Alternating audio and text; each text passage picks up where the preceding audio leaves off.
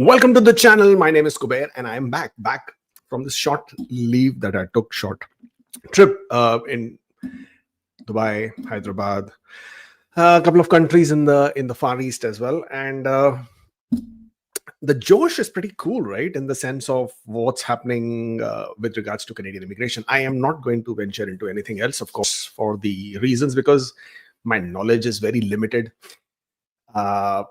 And I guess in the world, the peace is being restored. Things are now calm and thankfully so. But as far as Canadian immigration is concerned, a lot of things are not calm. A lot of things are quite topsy-turvy. Hey, we have a new prime minister, and the reason I'm talking about it now is because we haven't done this in the last couple of weeks. So we have a new prime minister, just in case you didn't know. And after 3 days, which is on Tuesday, 12th of March, Mark Carney, who's the new Prime Minister of Canada, will be announcing, or rather will be finalizing the new cabinet. And in that new cabinet, we are also hoping to see a new immigration minister. And if it is the same immigration minister that we now currently have, which is Rachel Bendayan, I hope to see this new government issuing a full-fledged, descriptive, detailed, much needed immigration mandate that is usually given by each governing prime minister to the respective heads of the main cabinet portfolios. We are only interested, as far as we are concerned, in the immigration. And the last one we saw was from Justin Trudeau to Sean Fraser, and the same immigration mandate then applied to Mark Miller as well. So that is something which I'm really looking forward to. I really want to see how that plays out and what is included within that particular mandate letter. The general consensus, however, is that with this new immigration minister, with the new prime minister or the new government, is that at this point of time, with so much of negative immigration or anti-immigration sentiment that exists, then I think it's going to stay a bit more curtailed, a bit more calm for the time being. And I think you will see the same narrative being played out, as in terms of that the immigration numbers will remain low, the temporary resident numbers will continue to be cut down upon as much as they can, so people who are looking to migrate to Canada, people who are, I saw a comment here, somebody says, I'm sitting at 510 and having panic attacks due to no draw. Well, we'll talk about that in a bit. But by and large, people who are looking to migrate to Canada, people who have immigration on their minds, well, 2025 is going to be pretty much a very, very difficult year, no doubt about it. And not only 2025, in my opinion, I also think 2026 will have a lot of fallback from the same thing. Now, obviously, we need to take everything in context, right? Everything has to have some precedence, some context, some logic, some understanding of what really happened. And as you all know, after COVID, when Sean Fraser was the immigration minister, there was a lot of push in wanting to motivate or charge the labor market. And therefore, they made these decisions, right? When the postgraduate work permits, which cannot be extended otherwise, were extended once and then twice. Of course, to those individuals who got the benefit of it, they were very happy about it. But we are now seeing the consequences of all that happening. The TR to PR program, a disaster. The CRS score of 75 and invitations, the 29,000 invitations being sent out to that, again, disaster. So those were those band-aid solutions that obviously we were all happy, right? We were all thinking, well, this is all nice. And we all always thought that when people are making these kind of decisions, they have thought about it. They have understood the pros and the cons and the consequences. I mean, even today, any small business, if they do even if they're making any small decisions, they do a proper SWOT analysis, they do a fishbone analysis, they'll do a cause analysis to figure out, by making those decisions, what is going to be the impact. It seems like these guys in Canadian immigration, they missed that class of doing any kind of analysis to figure out what is going to be the impact of the decisions. However, now post-COVID, here we are, and we are now sitting with the impact of all those decisions made. And one of the biggest one is that this is now very, very negative. Negative in the sense of the sentiment, the general sentiment is very anti-immigration for different reasons. Of course, there has, while Sean Fraser and Justin Trudeau and the government were making all these decisions, they also made some other decisions as well. For example, there was this blanket approval given for nearly 300 to 400,000 temporary residence visas, people who had applied for visit visas, right? They were all given blanket approvals, in the sense like usually Canada would check if you have the means to continue staying in Canada, whether your intention is to return back to your home country or not. So apparently all those were just completely turned a blind eye on. And then we had an increase in the number of students, because we had a rampant international student intake. We had an increase in the number of visitors. We had the increase in the number of people claiming refugee status in Canada. And this collectively made a bit of a khichdi, if you want to call it, actually the real word is it made a mess out of the whole situation. And now dealing with this right now has been that, of course, the anti-immigration sentiment is very, very high, but overall, the markets have pretty much compressed. Job market is really, really bad at this point of time. Canada is showing unemployment rates of 6.5% and more in most of the urban centers. And hey, targets have been slashed and will continue to be, curtailed or restricted. And therefore, the impact now is pretty severe. And therefore, you have people who are at 515, 510s, and all are also now, feeling very panicked. They're feeling very low. And recently, I've been seeing a lot of posts, and whether I like it or not, TikTok seems to be my favorite playground, because I seem to get a lot of shares from people who share these videos and TikTok reels of people who have now been saying that Express Entry is coming to an end. Express Entry draws will not happen anymore, and the ministers are not going to, be conducting any more draws. And and sometimes you start wondering, where do these stupid and silly narratives, originate from? And of course, as I said, I'm going to talk to you more about that in details, and I have a lot of data and statistics and numbers, and we're going to go through all of that. But the point is that it's easy to make those kind of reels. It's easy to make those kind of videos. And even if 1,000 or 2,000 people have seen that, those people get impacted. Their mental health gets impacted. So first of all, you should be more sensible in choosing to watch what you watch. I guess that goes without saying. And even if you see those kind of reels, just take it in the light of entertainment and laugh and just laugh it off, instead of actually taking it seriously. Because it's when you take it seriously and you start panicking and you start getting all anxious and stressed about it, that's where the problems happen. As of right now, I can confirm, and I'm confirming that on the basis that there is no negative news at this point of time, right? So I'm confirming on that basis that Express Entry is not going anywhere. Express Entry is not shutting down. Express Entry is not closing down. The draws will continue. And the reason why the draws had been paused, and that we by now all of us know that, is only primarily because of the technical issues, which, by the way, we knew will happen. We have been talking about it. If you're watching my live streams, if you're watching my videos, I have been saying this to you from ever since the fact that the points will be removed. This news came out from Mark Miller, right? This was in December last year.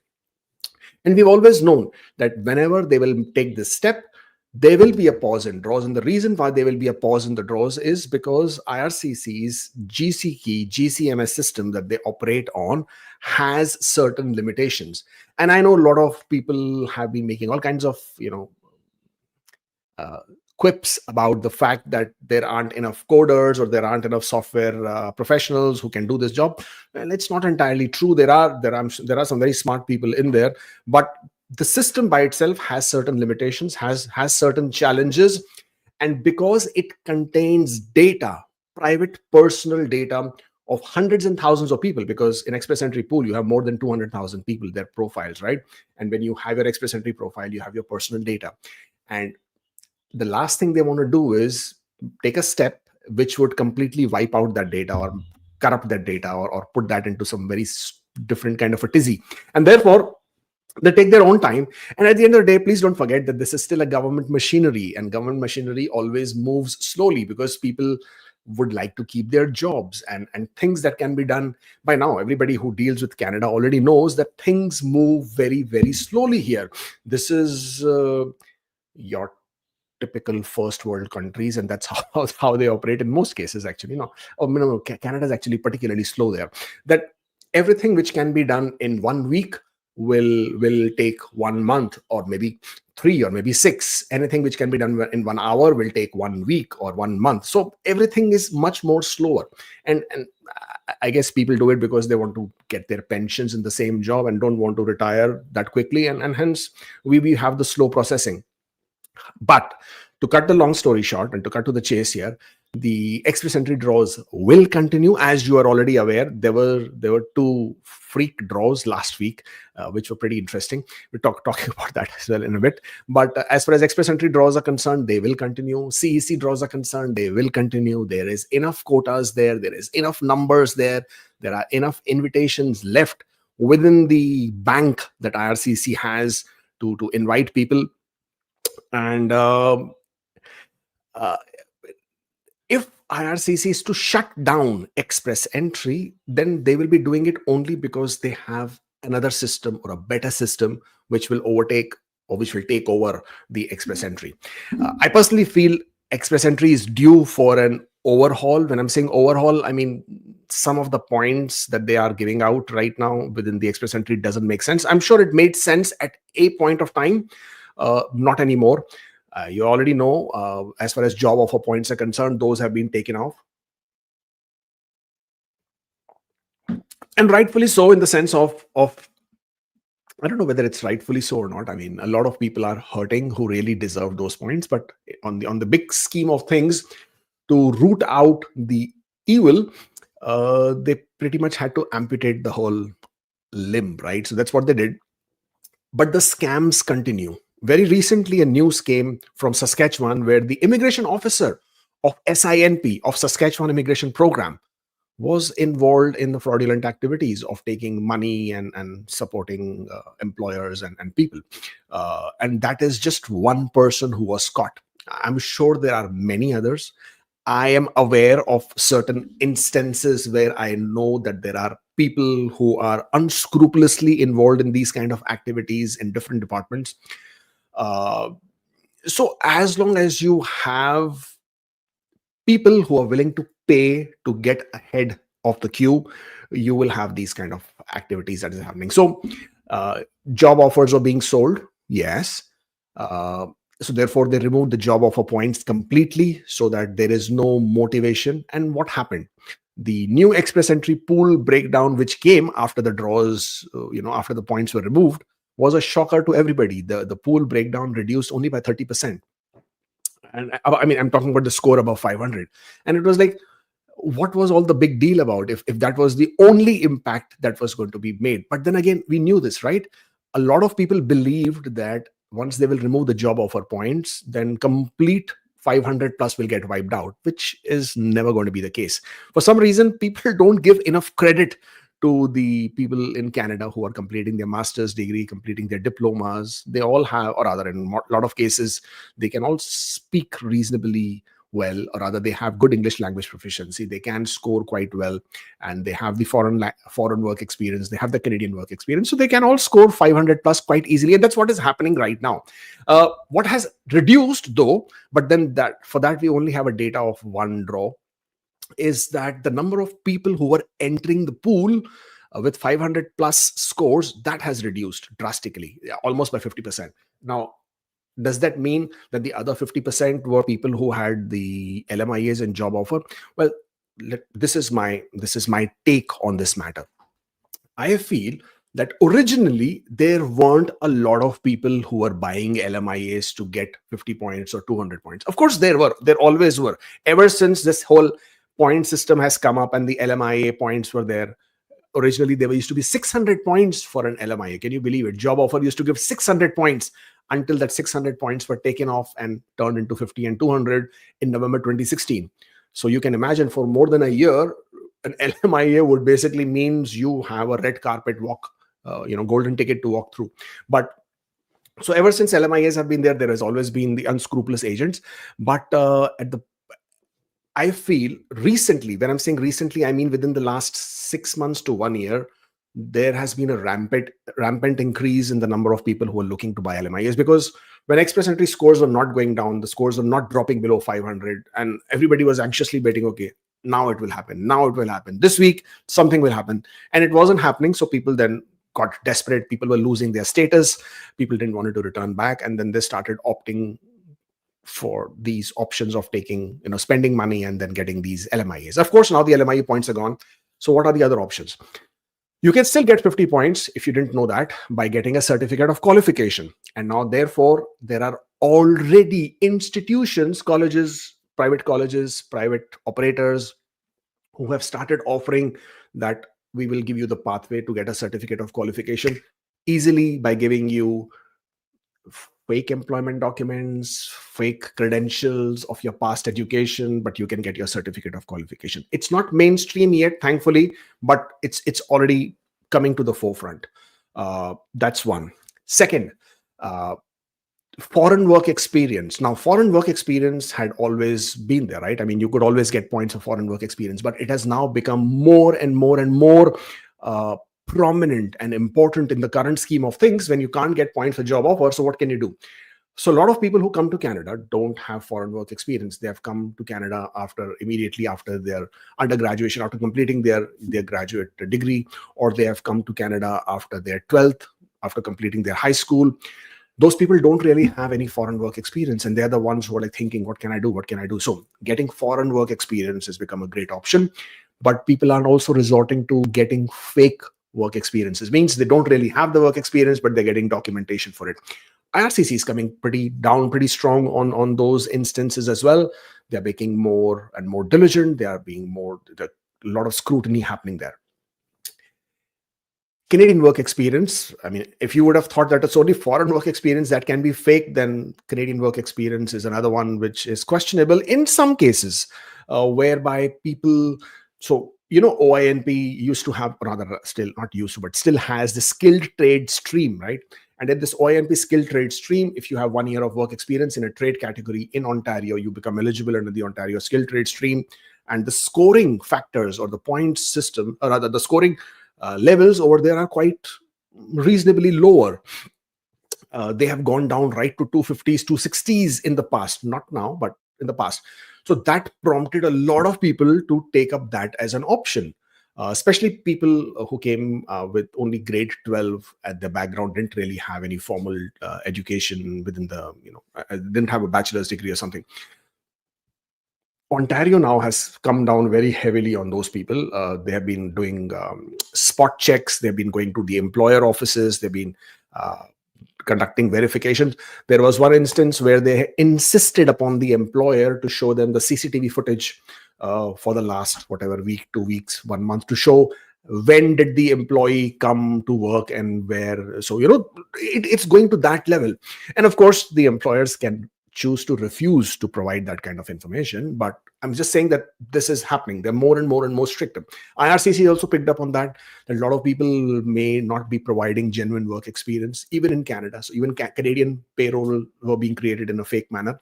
And a lot of people say, how can Canadian payroll be fake? Well, it can be. Why can't it be? You come to an arrangement with an employer. Hey, I'm going to pay you the money. You take the money from me and you put this money back into my account after deducting the taxes.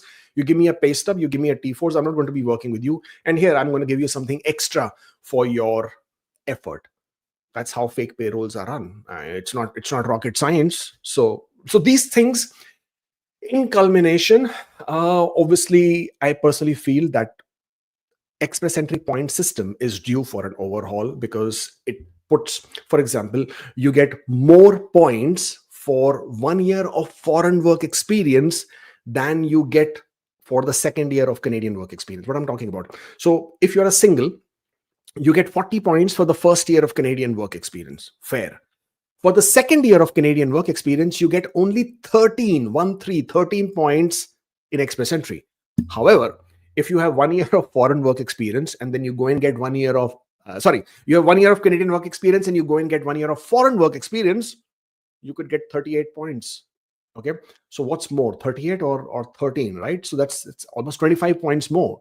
And why is IRCC giving more advantage to the foreign work experience versus less advantage to the Canadian work experience, which it can validate and verify very quickly? Well, I can understand offering diversity in the kind of work experience that you might have. You might be open to different work locations, and that might hold a little bit more value, but it doesn't add up. It doesn't make more sense. So therefore, I feel Express Entry is due for an overhaul, and therefore Express Entry in its current form is not shutting down. I don't see it going anywhere. But yes, it might sort of at some point of time in future, not anywhere near. I don't see it happening in the next 2 months, 3 months, 4 months, 5 months, 6 months, even this year. But in the near future, sometime they might come up with a new system. They are working on new technology, new advancements in the systems, and hopefully we see something more better, something more robust, something which doesn't need 2 months of pause in the draws just because they have to make a small coding change. So I hope that happens. But in the meantime, the draws will continue. I know a lot of you are anxious. I know a lot of you are wondering what, when, how. We'll talk about that in a bit. So let's get with our weekly roundup. Of course, topics of discussion start always with Express Entry. Now, Express Entry last week had 3 draws, right? And this one, I'm talking about only one. So you had the PNP draw. You had the, what was it? Education draw, which was pretty cool. 479 CRS score and 1,000 invitations. And then you had the healthcare draw. Now, healthcare draw, in my opinion, was ridiculous. And the reason why it was ridiculous is because they chose to invite only 500 people, and the score was a very, very high of 510. But what this also tells you, first of all, don't expect high invitations, or rather a large invitations in all the category draws. Leave Francophone aside. We're not going to get into the Francophone debate. So leave Francophone aside. But as far as the other categories are concerned, don't expect that they will be issuing out 5,000, 6,000, 7,000, 8,000 kind of invitations in those draws. I feel they have a more restricted approach towards that, though I don't understand why. First of all, I don't agree with the whole concept of category draws. I think it's a disaster of the way they have designed and planned around it, because it's a joke, in my opinion. Okay, you just want 6 months of work experience, and you think this will fulfill the labor market shortage in Canada? I mean, who are you kidding, right? But anyways, without getting into that debate for a different day, the category draws, the total quota for 2025 under the category draws is about 41,000 people, right? Not the number of invitations. Now, these 41,000 people basically would equate to roughly, I don't know, what, 20, 25,000 ITAs, maybe a little more than that. But have you seen that they have already issued 18,500 ITAs for the Francophones? I mean, and Francophones and other categories together combined are part of the category draws, where Francophones holds about 7%, 7.5% of the immigration targets. So these numbers are pretty overwhelming to understand, in the sense of, if you've already invited 18,500 profiles under the Francophone categories, how many are you left with under the categories to invite for the remaining categories? And you still have the skilled trades, you have education, healthcare, food and agriculture. Which one am I missing? STEM, of course, STEM. How can you forget STEM? So which also then tells you that as and when they do conduct the draws for the other categories, don't expect a lot of invitations. Don't expect high invitations. So all those people who have been watching these TikTok reels or Instagram reels and YouTube videos and have fallen into believing that education is such an easy pathway to become a PR, or trades has become such an easy pathway for PR, well, I would like to burst your bubble right here. It's not going to be easy. 2025, forget about it. 2025 and mark my words, and you can screenshot this or clip it. 2025 is going to be very, very, very difficult for majority of you out there. People who have the patience, people who can hold back, people who can withstand this period of time and can go right deep into 2026, probably even 2027, those may still have a chance. And I'm talking about people who are looking at categories. And I personally feel these categories are also looking for an overhaul in the way the whole system is designed. And I hope that happens sooner than later. But this is just a glimpse. If they conducted a healthcare draw and they invited only 500 people with a score of 510, who are they fooling, right? Most of the genuine healthcare candidates cannot cross 500. The doctors, right? They may have the education and the degrees and the English language, but they are slightly older in age. How are they going to get through with the score of 510? Nurses, a lot of them may not get CLB 9s and CLB 10s. They may not have a master's degree, but they are good nurses. They have the experience. So sometimes I think they have lost the whole essence of the priority of these occupations versus who can they invite and what they can invite and what scores they should be inviting at. How they have laid emphasis on the points in certain factors just does not make sense. So therefore, if healthcare had only 500 invitations, score of 510, education had a score of 479 with only 1,000 invitations, that should tell you that STEM and trades I think which one is left? Agriculture and food, which is only one knockout of butchers. Don't expect too many invitations. So if STEM invitations are not going to be high, if trade invitations are not going to be high, the number of invitations, so scores will remain very high. When you have a score of 479, you have pretty much shut the doors on people who are outside Canada, which is fair because the advantage should be for people who are already inside Canada. There are more than 3 million people in Canada right now who are all looking for pathways, and there aren't any.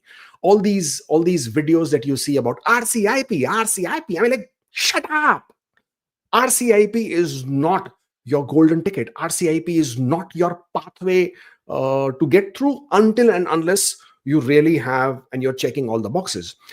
The quotas are limited for RCIP. There is hardly 2,750 to 3,000 quotas for the entire RCIP program. For each community, the quotas will be between 125 to 200, maybe 250 in one or two communities. And out of that also, their primary criteria is to focus on healthcare and some other trades and construction trades. You really think you have a chance against all these other people who are also looking to apply under the RCIPs? It's going to be very, very difficult. And I know I'm sounding not very forever hopeful, but sometimes it's also better to be forever hopeful, but with a dose of absolute reality. So they say knowledge is powerful. And if you have the knowledge, then you can strategize, you can pivot, you can figure out what you want to do, and you can plan accordingly. So therefore, suggestion to everybody outside, I mean, everybody out there who are watching, that if you're looking for the Canadian immigration pathways, you have to be patient. If you're not going to be patient, this is not going to work out for you. You may as well start looking for other options elsewhere, because Canada is not the end of the world. You might find Australia, New Zealand, Denmark, Finland, Germany, France. Maybe they are offering you better pathway. Hey, even I think Mexico and Venezuela and even Brazil are now offering some sort of program. So maybe consider looking there. But at the end of the day, if you're inside Canada, if you haven't really excelled in your English language proficiency, you're losing out. You're losing out because you're hoping that the scores will drop. The scores are not going to drop. There are lots of people. There are people who are smart. There are people who have understood the whole game. They have now planned around that whole game. They are gaining work experience. With every single day that is passing by, there are more and more and more people who are now entering the pool, whether in the trades category, whether in the healthcare category, whether in in the STEM category, and their scores are better. So if you're in trade category and you're expecting score of 430, 440, not happening. And I will bet anything on that. If you thought the last draw in trade category was 436, 437, and now it will be in 440s, not happening. Why? Because you have cooks in the trade category. And most of them do have good education. They do have good language skill scores.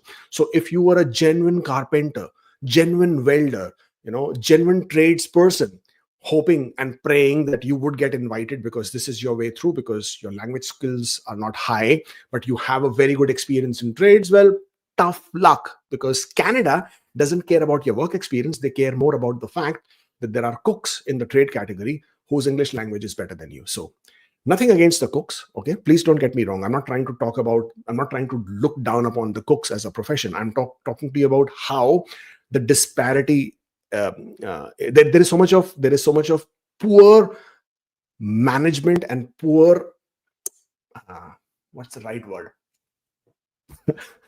Poor, I don't know what's the right word, but there's such a poor way of doing, horrible way of having done these category draws, where you are not giving proper importance, or you're not putting emphasis on what matters, rather than you're putting emphasis on different things, and therefore you have this. So anybody outside Canada under the category draws, very difficult. I know a lot of teachers outside Canada were thinking this is going to be a golden ticket with the education draw. Not going to happen.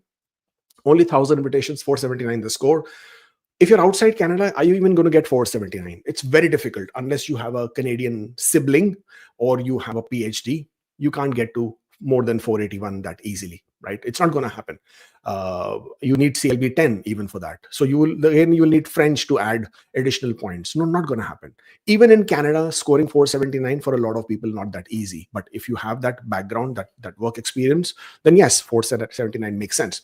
Look at the healthcare. I mean, a lot of nurses, a lot of individuals who have been doing PSW courses, thinking it's going to be easy to and get this PR because you did a PSW course, because you got 6 months of nursing aid experience. Not going to happen. You need to get the scores up, otherwise it will be the way things are rolling. I know I'm on a ranting mode today, right? So forgive me, but I guess I'm still jet lagged and still, yeah. I mean, Canadian immigration recently has just been a bit of a thorn in my otherwise nice days. Okay, these are your draws that have happened in the recent past, ever since January of this year. 1, 2, 3, 4, 5, 6, 7, 8, 9, 10, 11, 12, 13, 14, 15 draws, 15 or 16, I think. 15 draws that have happened so far. The last draw at healthcare. But what is more important is, this is what I want to show you. In 2025, the immigration targets, the quotas, are 41,700 for federal economic priorities, which include your category draws, all category draws. Okay. The overall French targets is 8.5%, which is 29,325, which is outside Quebec. Now, is this 29,325 included only in the category draws? No, not true. They are included throughout the immigration targets that IRCC has for the economic pathways. Okay, so a large part of it will still come from the category draws, but a portion of it will also come through the regular CEC draws as well. For example, if there is an individual who has a very good score in French and is able to get that extra 62 points by doing that CLB 7, their scores could very easily go up to 500 plus. And if they get invited through the CEC category, well, they are still Francophone. They still meet the overall French-speaking targets that IRCC has, and they would contribute towards the 29,325 while still being part of CEC. So that the problem here is we will never have the transparency, we will never have the insight into the exact data that IRCC has as to how many individuals they intend to invite through the category draws and how many do they look for outside. I don't think they have a control on that number, because it all depends on the number of people who are in the pool who have a score which is more than 500 and can get invited through the Express Entry or through the PNP while still being a Francophone category. So because that numbers are not available, we have to take, whenever we do these speculations, whenever we talk about these data and try to analyze this, there is a fair amount of gray area, because you don't know. There is an unknown there, but you still try to put your brains behind it, try to see if you can see anything, at least into the future, which will give you a bit more of hope. So let's take it in that with that understanding. So Francophone are included as part of the 41,700, which is the federal economic priorities. And then you have the in Canada focus, which should be your major concern. And that is roughly 83,000 people. 83,000 people, in my opinion. Again, you see, these are people, these are not ITAs. A lot of people confuse the number of people, as in the quotas per year, with the ITAs. Now, ITAs could basically be more than one person. For example, if I was to get an ITA today, right? But then if I get an ITA, I also have my spouse and I have 3 children, and suddenly one ITA would equate to 5 people. Similarly, there could be people out there who have 2 children or one child, or who do not have any children at all, but they have a spouse or a common law partner, and therefore this is one ITA, but multiple people in the same profile, and therefore an average that works out per ITA is roughly 2.23, and this is based on the data that is available on the IRCC website through the open source data, which has been calculated since, I think, from 2018 to 2022. Of the number of people who were invited, and how many actually people those invited people converted in the number of people, that works out to roughly 2.23. Of course, you can fact check, you can do your own calculation if you want to. So if one successful ITA converts to 2.23 people, you have to also take into consideration that after they have issued the ITAs, people decline. I know. Most stupid thing to do in most cases, but people do decline ITAs for different reasons. Okay, and they still do it. I would, and they regret later on, but they do it. And in spite of that, there are also people who submit an application, their applications get rejected, their applications get refused. So based on the data from 2018 until 2022, from the number of invitations that have been issued and the number of people whose applications are refused, rejected, and people who decline the ITAs, that comes to roughly 30 to 33. I mean, it was quite high earlier. The decline, the number of people who declined their ITAs was very, very high. Now that number has gone down because so much of uncertainty that is happening. People are not that stupid anymore of declining their ITA, so it's not really that happening. I mean, really not many people are declining that ITA anymore, but that number is still between 30%.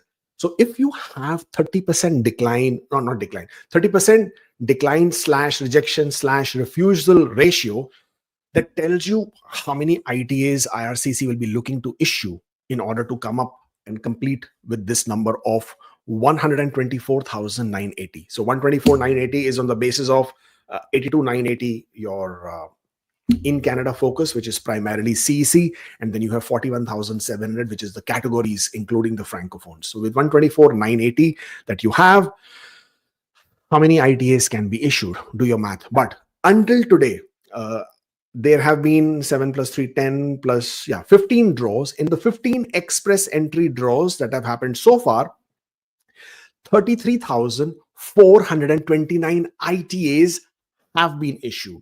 Now, if I take off 30% ITAs from this, okay, that will give you roughly 20,000 ITAs that would be successful. Successful as in, these are the people who will actually go through with the whole process and will actually get approved, etc., etc. Now, for this 20,000, some people, if you actually calculate and see 2.23 ratio in terms of if you apply 2.23 for 20,000 people, you are coming to roughly 45,000 people who will eventually become PR of the people who have already received their ITAs and are successful throughout the whole process.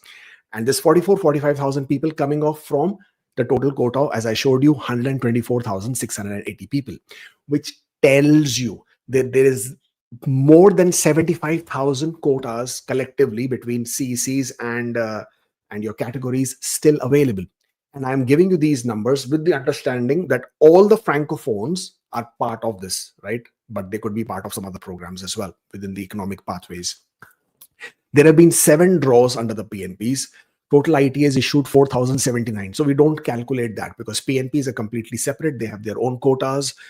So they are not part of your economic pathways. But 4,079 ITAs have been included or have been issued so far. Under the Francophone category, 3 draws, 18,500 invitations issued. And CEC, Canadian Experience Class, 9,350 invitations issued, with the last draw, I think, on the 5th of February. Education category, 1,000 invitations issued and only 1 draw. Healthcare and social services, 1 draw issued with an invitation, 500 invitations issued, bringing a total of 33,429. The reason why I'm giving you this breakdown and the reason why I'm explaining to you about this 2.23 calculation and the 30% decline rejection rate is to tell you that I am still forever hopeful after giving you all these theories of doom and gloom and what can go wrong, which is always a way to sort of prepare you for everything that is bad. But at the same point of time, that tells you they still have enough quotas available so that with 75,000 some people that can be cleared, including CECs and including your category draws, that there is enough room still for all the people in express entry with score of 500 plus to get cleared out easily. Okay. And do I have a pool breakdown here? Thankfully, I do have a pool breakdown. So this is the express entry pool breakdown. As of 27th of April, the score above 500 has 20,708 profiles. Now, we do not know how many people are in there, but if I apply the math of 2.23 on these, depending on how many get successful, how many are not declining their ITAs, how many don't get rejected and refused, again, you will come to a number of roughly, I think it is about it comes to about 45,000 or 46,000 people sitting with a score of 501 plus people, not the number of profiles. So please don't mix up those two. I know they can get very tricky. Therefore, in my opinion, if IRCC is to conduct regular, consistent express entry draws, which I'm hoping for to start from next week onwards, then, and if they conduct even 4,000 invitations per draw, I'm not asking for a big draw. I mean, hopefully there should be a big draw, but I'm not asking for a big draw. But even if they invite 4,000 invitations per draw, 20,000 to clear out you profiles, you need about 5 draws. And also again, let's play the devil's advocate. This is as of 27th of April. Today is already the 10th of May. There could possibly be another 1,000, 1,200, 1,300 people who are being added to this pool. So this number is roughly around 22,000 people. As we move forward, after each draw every 2 weeks, about another 1,000 people get added. So I am saying if about 5 draws are taken into, if 5 draws of 4,000 happen today, 20,000 should get cleared out. But considering it's 5 draws, multiply by 2 weeks each, so that you're looking at about 10 weeks. Over 10 weeks, you're looking at 1,000 people getting added every 2 weeks. That's another 5,000 people or 5,000 profiles. So that brings that number to, I know, too many numbers, but this number is approximately 25,000 to be cleared out with all the draws that consistently happen. So it's not going to be 4 draws. It could probably be 5 or maybe even 6 draws for all these 500 plus to be cleared out. Now, when I'm saying 6 draws, I'm assuming that all of them are regular Canadian experience class draws.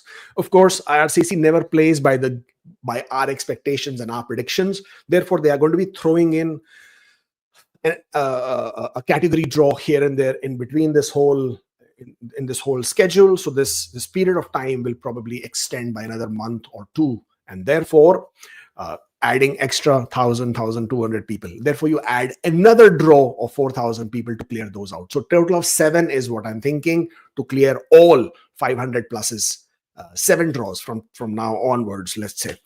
Now, for 7 draws to clear out, if you see, how many weeks would that be? Hold on.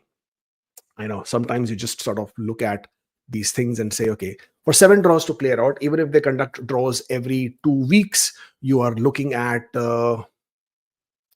how many draws would that? How many weeks would that be? 14 weeks to clear out? Yeah, roughly 14 to 16 weeks to clear out. That would give you about 4 months. So 4 months, we are sitting in the month of May. 4 months from now, you should have, ideally, based on all these numbers that I've spoken about, 4 months from now, you should ideally have 500s getting cleared out, which will include the spanner that IRCC is going to throw with a category draw here and there in between, with the fact of probably playing a few highs and few lows with this draw. So that's my speculation. That's my opinion. That's what I'm thinking. 4 months from now, clear out all 500 pluses, and from there on, after 4 months, 490s get a shot. Of course, as and how IRCC puts a gap in the draws, 490s become that much further away from being invited. And when I'm saying 490s, look at 490s. There are 12,291. can we look at predicting 490s being cleared out and 480s happening? I think not so soon. I think we'll have to sort of take a breather on looking at that numbers, because there is so much at stake here in the sense of how far out that might be looking at. So while we can always predict very easily for the next 1 month, 2 months, 3 months, looking at 5-6 months away, and again, please bear in mind, as we move towards the end of the year, IRCC may not be conducting the draws with the same frenzy. They might reduce the numbers depending on how many invitations they've already issued, depending on how many quotas they've already completed, depending if government has had a change of their mind and they want to sort of make any more changes or restrict any more numbers or bring out any more public policies, which will have to then make place from within the economic pathways as well. So all those are unknowns at this point of time. There is one thing that I'm hoping for and I'm banking on, and that is, and IRCC has done this in the past. They did it in March of 2023, where they conducted back-to-back draws. 7,000 invitations were issued in Express Entry. That was a general category draw, and that came with a lot of intent, and the intent was to bring down the scores, and they did manage to bring down the scores to 481 at that point of time in March 2023 by inviting 21,000 people in a span of 2 weeks. Can they do that again? There is precedence, and I'm fingers are crossed, and I'm hoping that because they have put so much of pause in the draws. Now, when these pause in the draws happen, it impacts a lot of people. People go out of status. People have to leave the country. People can no longer work. Employers who have these employees who have been performing their jobs, etc., they get impacted. So there are so many things that do get impacted, and therefore I'm hoping IRCC, being mindful of those factors as well, do look at conducting these kind of draws, or at least back-to-back draws, by inviting a large number of people, therefore giving that relief faster and sooner, and therefore shrinking our 4-month projection to much lower. Fingers crossed. Next week is going to be an exciting one, and hopefully we will see change in the cabinet, which is expected on Tuesday, on the 13th of May.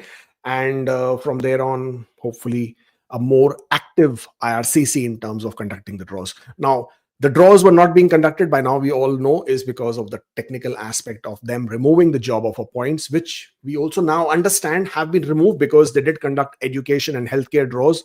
Both of those could have been impacted with people if they were claiming job offers or they had 50 points. So if they have chosen to conduct those draws, I'm quite certain Canadian Experience class is around the corner, hopefully next week. So all eyes on that one. Let's see that happens sooner than later. Moving along, PNP draw, this was another laughable one, right? When a PNP draw, BC PNP draw happened, and this happened on the 8th of May. Now, we all know BC PNP has already announced that they will not be continuing with their PNP draws in a regular manner. They will be taking in only about 1,100 applications for this year. Of this 100, they have put a quota for high impact individuals. Now, when they say high impact individuals, they conducted a draw. They invited 94 candidates. Out of these 94 candidates, they said 47 candidates had a salary of a minimum of $105 per hour. And I do not know who is complaining that the salaries in Canada is bad. Look at this, right? 47 people being invited with a salary. If you calculate that they 105 per hour means if they're working even 35 hours per week, that's 1,950 hours per year, means these guys are drawing $200,000 a year. And you guys are complaining you can't find jobs and you can't find good salaries. Well, take a look at this one. 47 people, $105 per hour were invited. And then there were another 47 candidates who achieved a score of 150. My God, that's a high score. And people who are working with BC PNP, people who do those, people who are in British Columbia, who have been targeting BC PNPs. Well, for you guys, in most cases, BC PNP is closed door at this point of time, at least for 2025. But if these are the kind of draws that they're going to be conducting, my God, I don't know who has a chance at all, right? And with this kind of scores, $105 per hour is a salary, and people who have scores of 150. Well, somebody got lucky there, and 94 of them did. So congratulations to them. In the PNP updates, Ontario dropped a list of Thunder Bay dropped a list of designated employers. It's available on their websites. Now, these employers For people who do not know, this is for the RCIP communities. Now, for RCIP, you need to find a job offer from a designated employer in any of the 14 communities across Canada. Ontario has 5 communities. For people who do not know: Thunder Bay, North Bay, Timmins, Sudbury, and Sault Ste. Marie. Most of them have already announced their list of designated employers. They have announced their priority occupations. They have announced their priority sectors. And in a lot of cases, they have also announced and published their points grid system. Intakes have already started last week or a week before, with Sudbury having made that first move. And with this intake, the employers will have to apply on your behalf. You can't apply. So you have an employer who has a job offer for you. You have an employer who is willing to support you. You have the employer who is part of this designated list. And you as a candidate can score at least 50 points on the grid point. Then you can be part of that intake, and then you can be invited. And then once you get through, you will be able to apply for PR. Total quota of less than 3,000 across all the communities. Good luck to people who do get through, because you guys would really, really deserve this one. What else have we got on the RCIP communities? So that's okay. So Sault Ste. Marie has also published the list of their designated employers. Head over to their website and take a look at that and see if that makes sense for you. In other news, Northeastern Ontario colleges, again, another one college. I think the total list of the colleges which have got impacted by the reduction in the number of international students now has gone more than 20. And these colleges have reduced the programs, have reduced staff, have cut down on their campuses. So yeah, that was bound to happen. Okay, 7th of May, the minimum wages across Canada have been updated. British Columbia, the minimum wage as of June 1, 2024 is $17.40. Ontario is $17.20. What else have we got? Quebec, $16.10. Alberta, $15. So the minimum I see is $15, and the highest I see in Nunavut is $19 per hour. But of course, life in Nunavut is also quite expensive and difficult.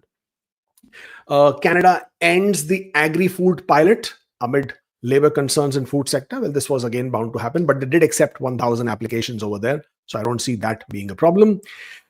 More and more individuals are turning to French to boost their PR chances. Well, I mean, again, that is not something which is, a surprise.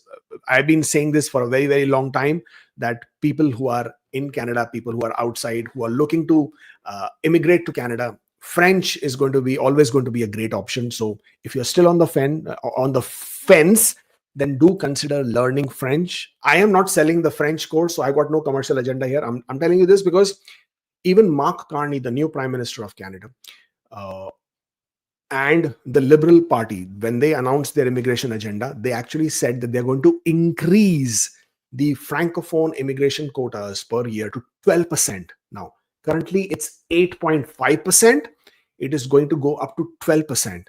So the number of draws under Francophone categories, which tends to irk a lot of you out there, and you get into, why Francophones? Do you think they know more than well, put that at rest, because all that getting your BP up just because there's a Francophone draw, that is not going to help you. What is going to help you is if you just get on with the program, and instead of being upset and angry with these things, just figure a way out ways to you learning the language, you bringing your language skills up to date, and then taking advantage of it. Hey, if you can beat them, then you join them. That's the way to do. That's the way to play the good game. That's basically all that I have with you for this weekly roundup. Connect with us on the social media platform. We are everywhere. We are on Instagram, Facebook, Twitter, YouTube, blah, blah, blah, everywhere. And for people who still do not know, and it's quite surprising sometimes when people still say, well, do you guys also provide immigration services? Well, yes, we do, because I am a CICC licensed immigration consultant. And we do have a full-fledged immigration company. We do provide and offer all kinds of immigration services. So if you're looking to hire a consultant, if you're looking for immigration representation, then please do consider us. We are pretty good with what we do. At least I would like to claim so. And if that's the case, then by all means, send us an email, drop us an email on support@askkubeir.com, and we'll be very happy to then take it forward. And if you wish to book an appointment with me to discuss your queries, your concerns, your application, your issues one-on-one, then again, that's the link, askkubeir.com/appointment. And yeah, let's have a chat. Let's see what we can do for you, or what I can do for you in terms of helping you address your concerns and queries. I know there are lots of questions, and I also know I will not be able to answer all of the questions. So my request to you is, after this stream, in the comment section, please post your questions of the ones that I was not able to answer. And then during the course of today and even tomorrow, I will come back and I will try and answer to as many questions as I can, so you get that advantage. Meanwhile, we do have a very, very active and a very, very strong community on Facebook.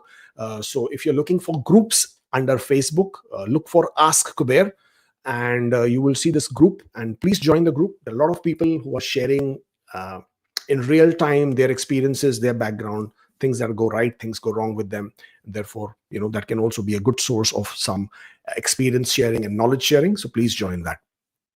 Let's get on with the questions. We'll try to do as many as we can very quickly. Holding 2 work permits, postgraduate work permit and LMIA work permit, left LMIA job, can I apply for fake extension of postgraduate work permit before its expiry? LMIA work permit is longer for longer period than postgraduate work permit. Okay, tricky on that. But first of all, you can hold 2 work permits, and your status as a worker will continue. You are applying for a fake work permit extension, and the reason for doing that is probably because you want to continue working for an employer other than the employer who has provided you with the closed work permit. So the technical answer is yes, you can do that. But the fact is that you do have an LMIA work permit, closed work permit, so that will continue to give you a status regardless. Vinay says, on closed work permit and want to quit my job. My employer says if I quit, he has to report to IRCC and my work permit will be cancelled and I have to leave the country. Well, Mr. Vinay, please don't worry. Your employer cannot do squat about it. And they can complain to IRCC as much as they want, but nothing is going to happen to your work permit. The employer has no control on your work permit. So as an employee, if you quit your job, you can continue being in Canada, you can continue living in Canada until the validity of your work permit. It's just that you cannot work for any other employer. In order to work for any other employer, you will need to find another employer who can give you an LMIA. Using that LMIA, you can then apply for another closed work permit. And once that is approved, you can start working. And in the interim, if you can get from IRCC a work authorization to work for the new employer, then you can start working for the new employer sooner.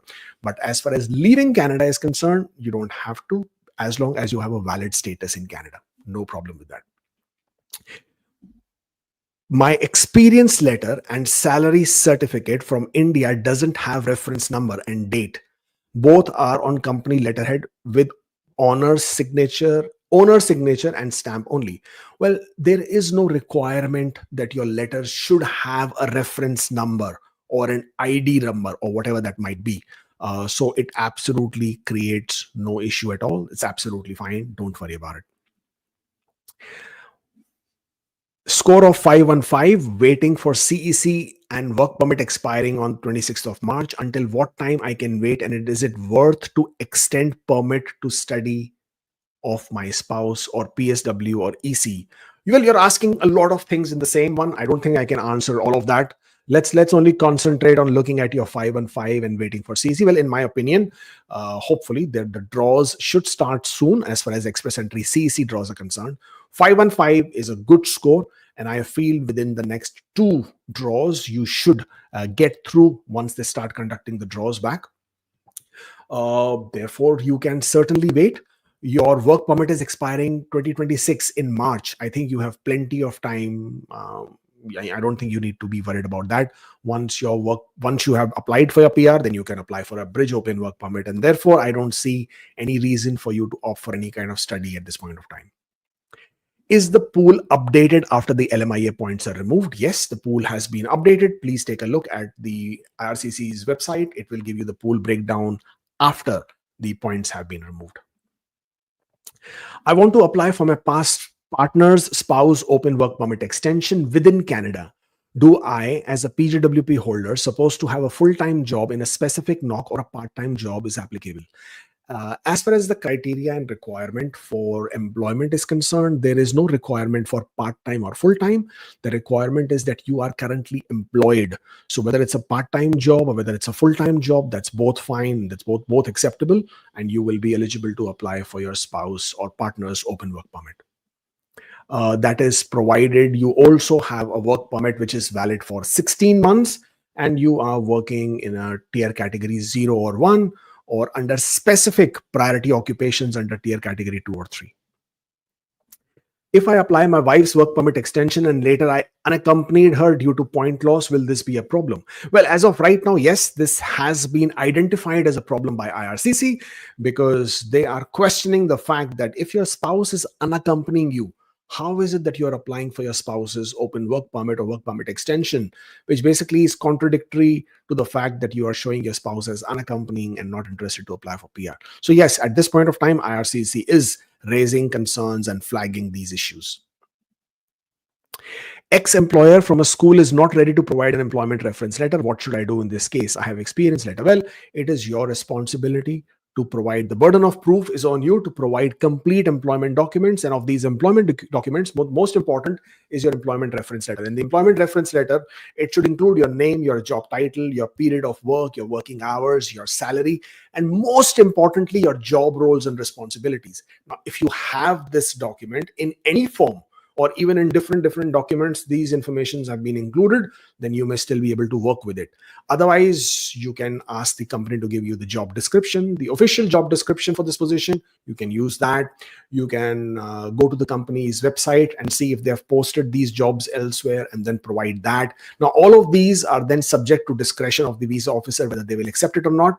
But if you do not have the employer giving you these documents and you have tried and you have proof that you have tried, but the employer refuses to provide it, then you can provide these additional documents to support your application and then request IRCC to consider that in the site that your employer refuses to provide. Of course, you can also approach your manager or your supervisor and request them to provide you with these details, especially your job description, and you can get that document notarized, and then in combination provide all these documentation as a complete package. I hope that helps. Why conduct category draws if technical glitches? I didn't say there are technical glitches. There are technical aspects of removing the job offer points, which in my opinion have already been removed. And only once they were removed did they conduct the draws. And I don't think there are any glitches anymore. Can my common law partner apply for extension of work permit if my work permit is expiring in 4 months after the expiration date? Well, I don't think so, because in order for your partner to apply for extension, your work permit should be valid for at least 16 months and you should be working in tier category 0 or 1 or 2 or 3 if it's a priority occupation. What are the chances at 473 in healthcare? I do not know. It all depends on how many invitations IRCC chooses to continue applying. At this point of time, healthcare draws are looking quite difficult.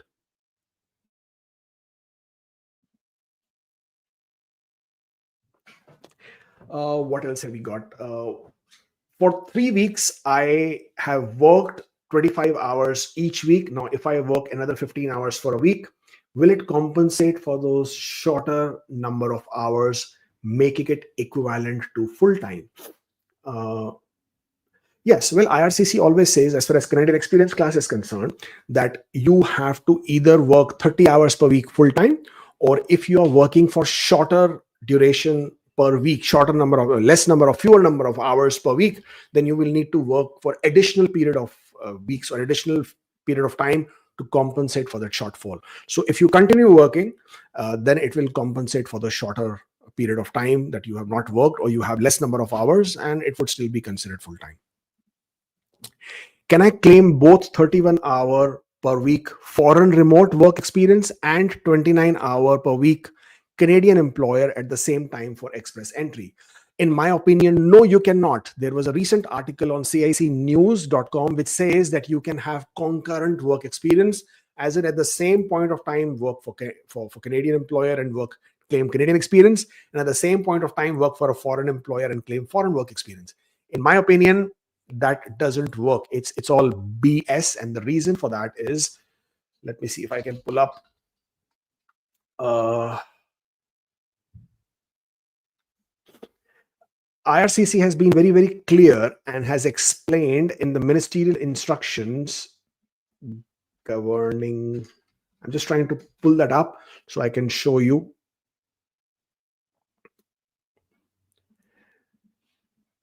I can show you. Hold on.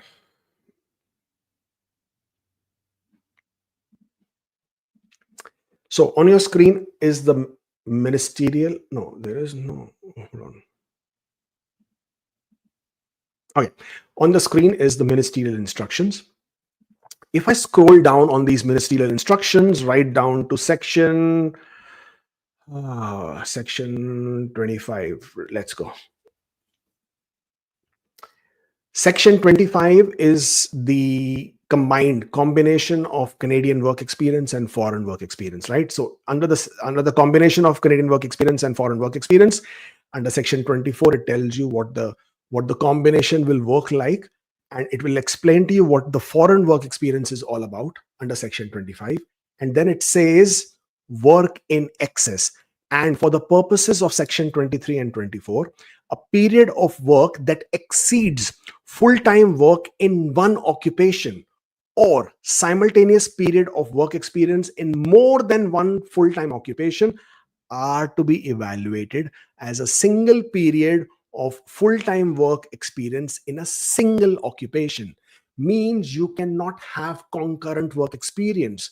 All these TikTok reels, all these Instagram reels that you are seeing, which says you can claim double, this is called double dipping. Means you're claiming points for the same period of time in Canada and you're claiming points for foreign work experience at the same point of time. Not going to happen. Please don't try that. You will land up with a refused application. I know there is an article. I know CIC News, which is just a somebody's private channel, and people think it's an official. It's not an official news channel. It's just some lawyer's private channel that they use to publish news and publish articles. And I know it says that you can claim both Canadian work experience and foreign work experience at the same point of time. But think about it. If that was the case, why does IRCC say that you can only claim 30 hours per week? If that was the case, that you can claim 30 hours per week in Canada, another 30 hours per week foreign work experience at the same point of time, why not allow you to claim 60 hours per week in Canada and give you 2 years of work experience, right? Doesn't that make sense, right? So therefore, please do not fall into that trap.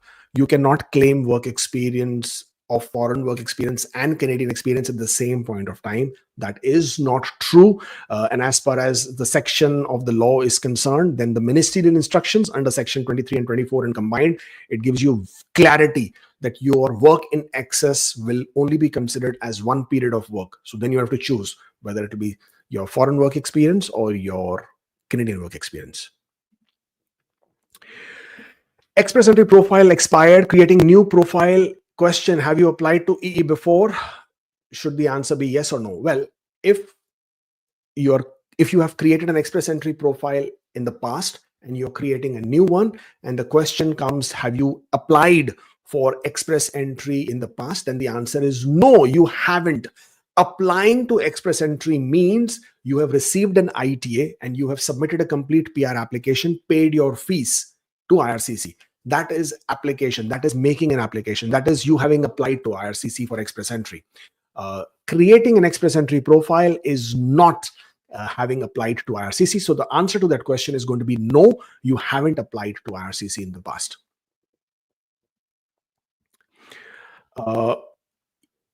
If I work 22 hours per week as a part-timer, will all those hours count towards CEC, or is it capped at 15 hours?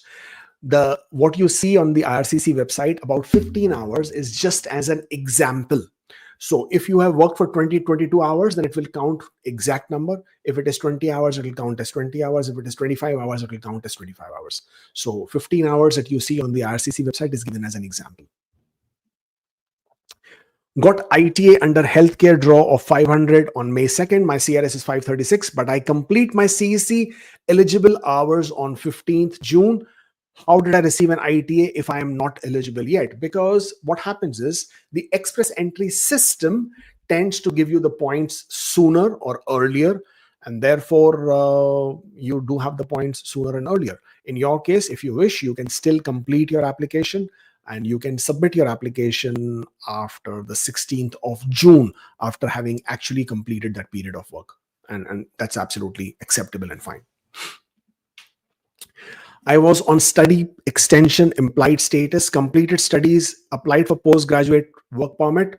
Recently, study permit extension got approved. If I withdraw and reapply, will I get work right?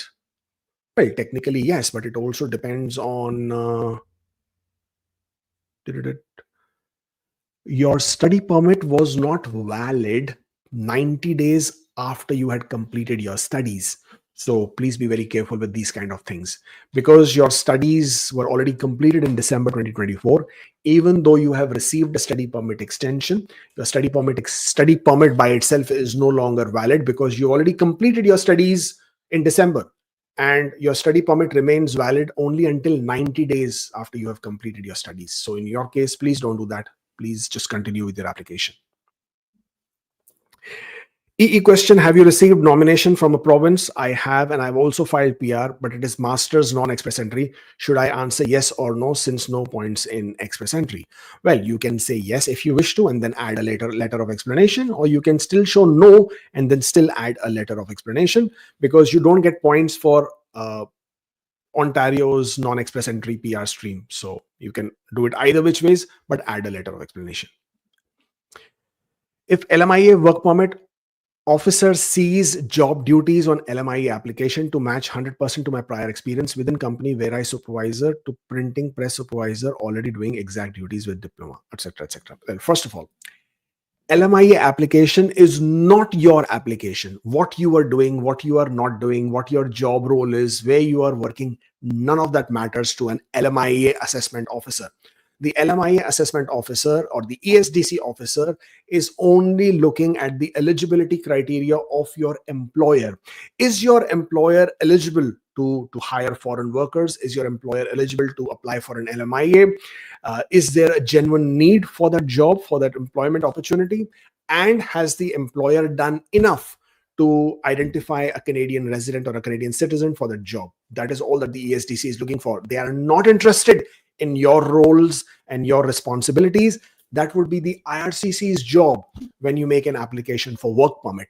So two different things. Please don't confuse. LMIA application is your employer's application. It is not your application. So they're not looking at your duties at all. I have 11 months, 15 days of foreign experience at a company.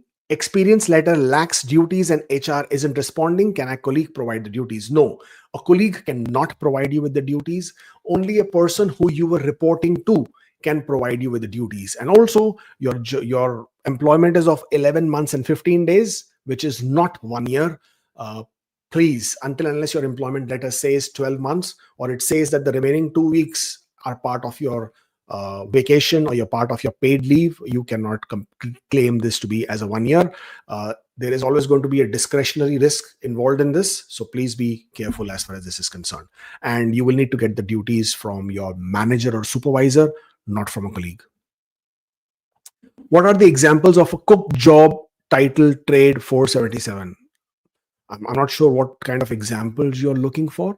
As far as job titles are concerned, you can check the NOC code on the IRCC website. And under that, you can see the example titles, and that will give you an idea. My spouse is currently on implied status. I recently received PR and my previous work permit is no longer valid. Will this affect my spouse's status? No, it does not.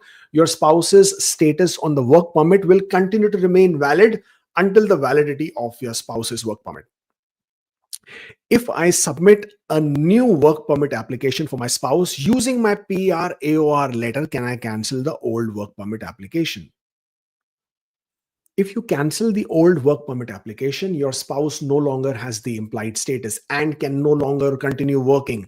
So therefore, please be careful.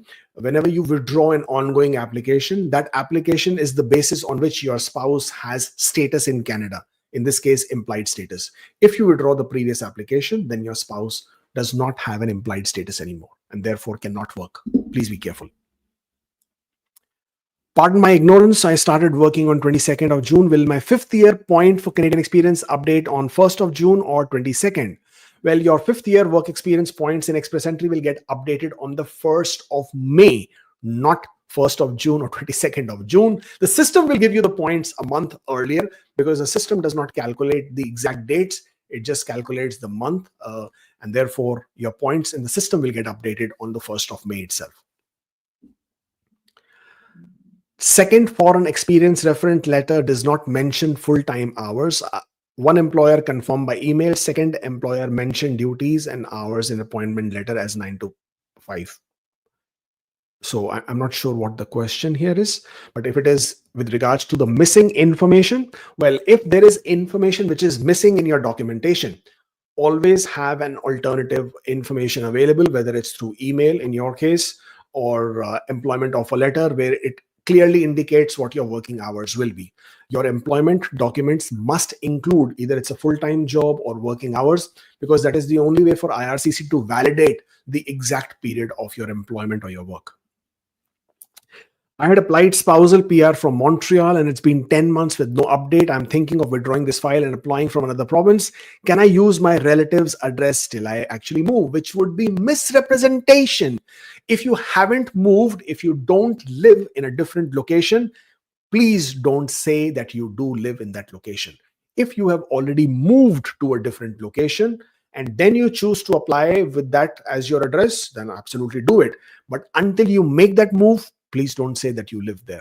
That would be lying in your application. Qualified for a health category through closed work permit but don't have job now. Do I need to show funds for PR? I don't know what the question here is in the sense of where is the clarity. If you are a federal skilled worker, whether you have the job, you don't have the job, it doesn't matter. You need to show proof of funds. If you have an LMIA, because you have a closed work permit, but you don't have a job anymore, which basically means you don't have a job offer and hence you cannot claim points for it or any advantage for it. Therefore, you will need to show funds. If you have Canadian experience for 1 year within the last 3 years, then you are CEC and therefore you won't need proof of funds. So choose which one of this applies to you. My wife applied study extension and I applied spouse open work permit extension in August. Her permit got approved after 8 months, but mine was refused, saying she is not in master's PhD. We thought rule was for new applications, not for extension. Next steps. Well, you can always apply for reconsideration after establishing if that extension of your spouse.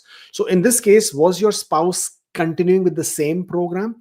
If she was continuing with the same program, then your extension is applicable.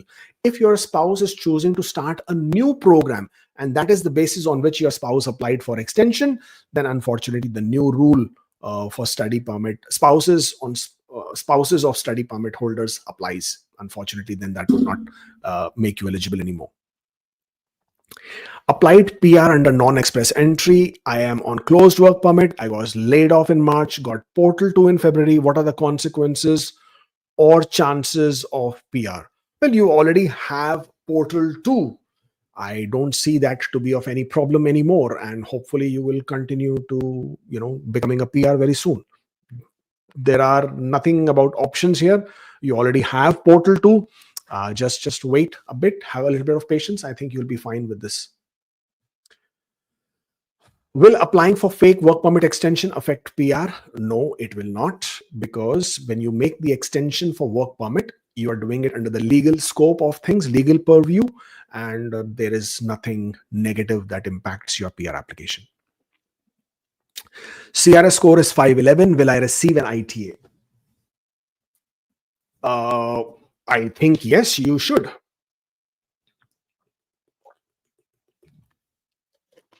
Any predictions on when CEC draws might resume? I think pretty soon. I'm hoping for it to resume as soon as next week. Fingers crossed. Let's see when that happens. Waiting for postgraduate work permit from 4 months. No update yet. Nothing. No update yet. Need to worry? No, I don't think you need to worry. Work permit applications are seeing a long processing times, over 200 days, and therefore, no, I don't see any problem there. Working on French skill, what's its future? I think the future for French is very bright. As I said earlier, Mark Carney has already announced that they will be looking to increase the quotas to 12%. I think that's pretty promising in terms of francophone category draws as well. So yeah, definitely positive there. Work permit expires in 2027, have 10 months of foreign experience and plan to work in India for 2 months to make 1 year of experience and return to Canada. Is this valid? Yes, it is absolutely valid. If you have 10 months of work experience in the past, you can now go back to India and work for another 2 months, and that would make it as 1 year. And let me show you where it says that. Let me get rid of this. Then let me.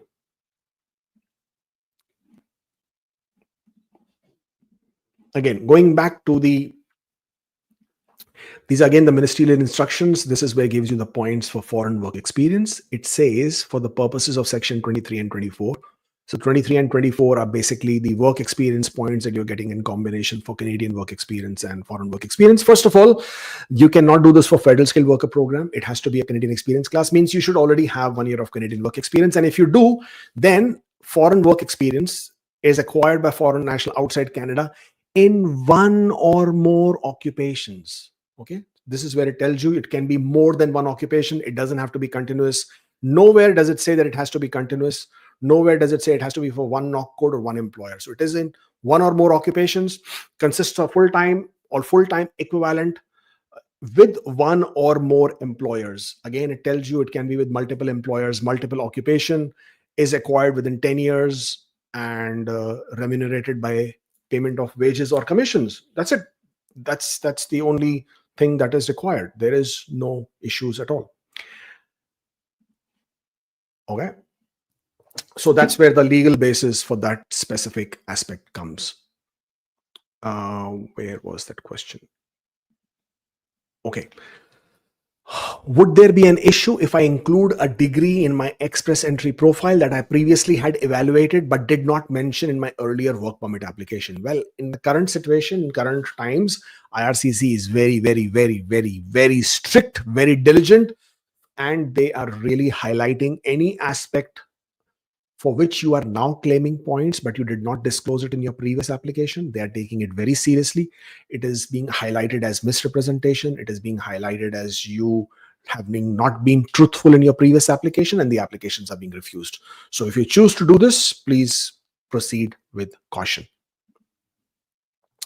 Work permit is expiring in September. I will be applying for study permit next month. In case I get ITA before September, can I apply for bridge open work permit and work full-time with study permit?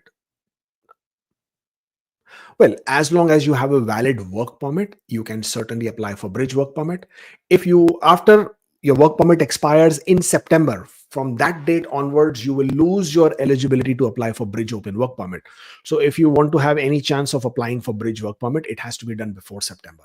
And can you work full-time with the study permit? Well, because you have a bridge open work permit, you can work full-time with that work permit. I fall under NOC 70010. What is the CRS score prediction for trade draw? I don't have any predictions for trade draw because I do not know how many people are there in the pool. I do not know how many number of invitations IRCC will issue. So whenever that does happen, I feel my prediction is that the scores are going to be high. I just do not know how high. Nothing here. Nothing here. Work permit expires June 11th, but will get 4th year experience points on June 21. If I stop working on June 11, can I claim 4th year experience points 10 days short? It's going to be tricky, and it will be entirely on the discretion of IRCC. IRCC may not like it. If there are, I mean, if you find an officer who is pretty strict, then that could be a problem. Also, if your employer ends the date on the 11th of June and not 21st of June, then also that's a problem. So again, it will all fall within the discretion of IRCC if they accept it or not. Can I add the work experience from my initial study permit application to my EE profile, even if I didn't include it in my study permit extension and PGWP application? Well, you can, and you will have to be willing to explain why did you miss it in your study permit extension and postgraduate work permit application. So as long as you have a reasonable explanation, the fact that you did disclose it originally, that could work in your favor and you may have a chance for it, but be prepared to explain. Is 511 a good score? I think it's a brilliant score. I think it's a very, very good score. I am open work permit and my spouse is on closed work permit, but lost job. I'm currently working and my OINP is dip. And any possibilities to extend our work permit and continue our work until the decision? Unfortunately, not. You are on an open work permit. You can apply for extension after you have received your nomination and after you have applied for PR. But that's pretty much it. There is no other provision to apply for any extensions in any other condition here. Nothing here, nothing here. If ITA for 5M 2BD as a cook, do I have to decline? I don't know what you mean. 5 month, 28 days. Yes, I mean, if you haven't completed 6 months of work experience continuous, then unfortunately you may have to decline, because if you are falling short of work experience less than 6 months, then it will become IRCC's discretion whether they will accept it or not. But then yes, that's a problem. Can I work on self-incorporation in implied status? Can you work? Yes, you can. If your implied status is as an open work permit holder, then you can work for any employer. It doesn't matter. I received AOR via non-express entry. My CEC score is 508. If background check clears and I get IT and express entry, can I withdraw PNP application and proceed with express entry instead? Yes, the answer is yes. You can choose to proceed with express entry at any stage. There is no problem at all. And if you choose to do that, at some stage, you will have to withdraw one of the applications. And there's no problem with this, but you can proceed. My Canadian company sends me outside of Canada for 2 months, and then I'm back in Canada for a month and then repeat. Will this experience count towards my Canadian experience? I pay taxes in Canada. This will be entirely on discretion of IRCC. Like, what is the reason for your company to be sending you outside Canada? If that project is related to the job that you're doing in Canada, then there may be a possibility of this being considered as Canadian experience, but it's going to be very tricky. And yeah, this is going to be something which IRCC will decide upon on a very discretionary basis. Short-term projects once in a while can still be considered as part of Canadian work experience, because your employer is assigning you on an assignment outside and it's still part of your business travel. But doing that repeatedly when you are not part of the Canadian market anymore, Canadian labor market, now that has to be assessed by the officer to understand if that, even while you're working outside Canada, can that still be considered as part of you, can that still be considered as you being part of the Canadian labor market? And if that is assessed in a positive manner, then it will be counting as Canadian experience. Otherwise, it's a problem. My score with spouse is 501. 504, if I remove her, should I remove her from my application and apply for her later date? And will she have to apply while in India? Well, at any point of time, you can choose to have your spouse not accompany you. It is your decision. You have to be able to provide satisfactory response to IRCC's question where it says, why is your spouse not accompanying you? And recently, we have seen people who are changing their status from accompanying to not accompanying only for the points have been flagged. And then IRCC have been asking some very difficult questions with regards to those changes, and in some cases even refusing the application. And if your spouse continues to be in Canada and is on a work permit or a valid legal status and you have applied for extension as well, then it becomes very difficult to answer. So please be very careful when you make that choice. Is it true that transitioning to a visitor after postgraduate work permit expires will cause your PR application to be declined? No, of course not. Is it better to stay as a visitor or study again? Well, no, absolutely not. You changing your status from a postgraduate work permit to a visitor has no impact on your PR application. It is absolutely unrelated, nothing to do. On the contrary, if you choose to continue being in Canada, then you must always be on a valid legal status. What is better, to stay as a visitor or study again? Well, why would you study again? If you're studying because you really want to study, by all means do. If you're studying only for the purpose of having a valid status in Canada, then it doesn't make sense. It's very expensive. Instead, just be a visitor, and that's much better. Work permit expiring in December due to passport expiry. How much advance I should apply for extension, and can I apply online instead of paper? Well, if your work permit is expiring and you already have a new work permit, then you can apply for extension even today. I mean, so there is no timeline as to how early you should apply. Apply for as soon as you can. And Paper application is recommended by IRCC because online there is no provision to apply for extension, but you can make an online application. You just have to provide a very detailed explanation. Do Canadian companies need to terminate or end your contract if your postgraduate work permit expires, or they can keep you as an employee but ensure that you stop working? Well, that is entirely between you and your employee. Some companies, if you do not have a work authorization, will want to terminate your contract because you do not have any legal basis to continue working for the employer, and hence you are not an employee anymore. Some of the employers will put you on leave of absence. That is also possible. But the idea is that if you do not have the authorization to work, then you are not working. That is what is the most important thing there. Will apply from Quebec using letter of intent to move. Does this usually delay the process? I don't plan to change my apartment, just employment, just residence. Well, you have to be convincing in your letter of intent, and it can delay your application, yes, to the extent that IRCC may want to ask for an update as to have you moved. What is your intention to move? What is your plan to move? Are you really going to move? Not going to move? They may have concerns on or they may doubt your intention to move. So as long as you can provide convincing documentation to support your move, then you're good. Applying super visa for father and mother-in-law, will decision affect approved visit visa for them, and any suggestion for super visa and timeline? No, it does not impact the currently approved visit visa. You can apply for super visa. There's no problem with that. As far as timeline is concerned, you can always check on the IRCC website for the current timelines. I honestly don't remember different application timelines for different countries. My previous company, which I was part of in 2017, does not have an email address in the reference letter. Can the MD add personal email address? Yes, absolutely. Your MD can add their personal contact details. There is no problem with that. 1 year tier 4 Ontario skills and demand options left for me. I don't know. Only once Ontario will start. If it is tier 4 category, then unfortunately you don't have too many options. You will only have to concentrate on that stream once Ontario restarts their programs. 511 dropping to 505. Will 516 hit in October 23 after 3 years in Canada? Any chance to get 516 earlier? Again, too many. I mean, you're asking for too many predictions here. I can't make those predictions.